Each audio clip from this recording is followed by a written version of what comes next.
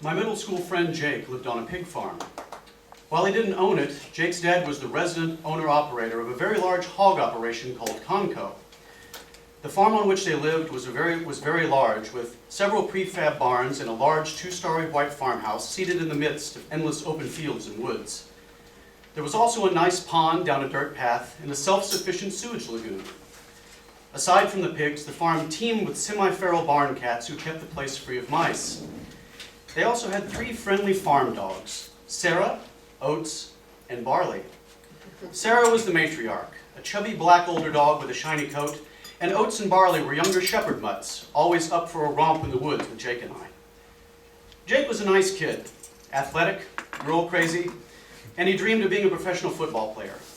He liked to have gatherings of middle school friends at his parents' house, complete with bonfires, swims in the farm pond, and games of touch football.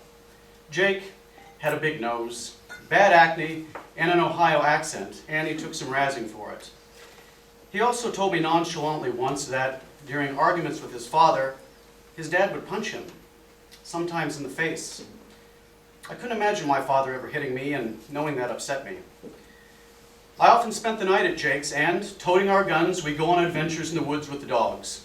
Firearms and hunting were an integral part of my upbringing, and I didn't feel complete in the woods unless I had a pistol on my belt or a rifle in my hand. One night, the summer before high school began, I spent the night at Jake's and brought my high-standard Longhorn .22 pistol, which holstered on my belt. Jake's normally energetic demeanor was solemn when I arrived, as he revealed that Conco had gone bust, and his family of 5 would have to move so his dad could get other work. Shortly after telling me this, Jake's dad came in and told Jake to get those things taken care of that we talked about earlier. We were planning on a day of sport shooting in the woods, and Jake grabbed his .410 shotgun off the wall. We went outside and rounded the corner of the house. Jake moved a whitewashed piece of plywood that was leaning against the facade, revealing the opening to a crawl space. Inside were 4 shepherd puppies. Jake reached in and took one in his hands. Barley had puppies last month. Since Dad lost his job, we can't afford to feed them. I followed Jake to the edge of the mowed lawn where it transitioned into a plowed field, and Jake walked a few feet into the field, depositing the puppy onto a mound of tilled soil. The puppy toddled playfully and rolled over a dirt clod, then began to make the lonesome whine that puppies do and scampered back to us. With a fake smile, Jake sighed. The first one's always the hardest. He scooped up the puppy and this time placed it facing the other direction. The puppy again began to whine. Jake pumped around into his shotgun's chamber, aimed, and after a moment fired. The deafening blast kicked up a dust cloud, and the whining stopped. When the air cleared, I saw the puppy's body, lying unnaturally, its white, chubby belly peppered with tiny red dots where the shot had penetrated and killed it. I sweated, immobile in the hot sun, trying to grasp what I had just seen. Jake was in the field again. He placed another puppy next to the one he had just shot. The second puppy sniffed its dead sibling and began to whine. But it was a different sort of whimper. My stomach turned. Boom! Jake shot the second puppy, and afterwards, the third. Why don't you shoot one with your pistol? He asked me in a way that sounded as if he wanted me to join in the fun, but his eyes told me that he needed reprieve. I looked at the last little dog, smelling and whimpering at the bodies of the other 3 and crying out. By this time, I'd hunted much in my life, but killing a puppy was unfathomable. Jake stared at me silently.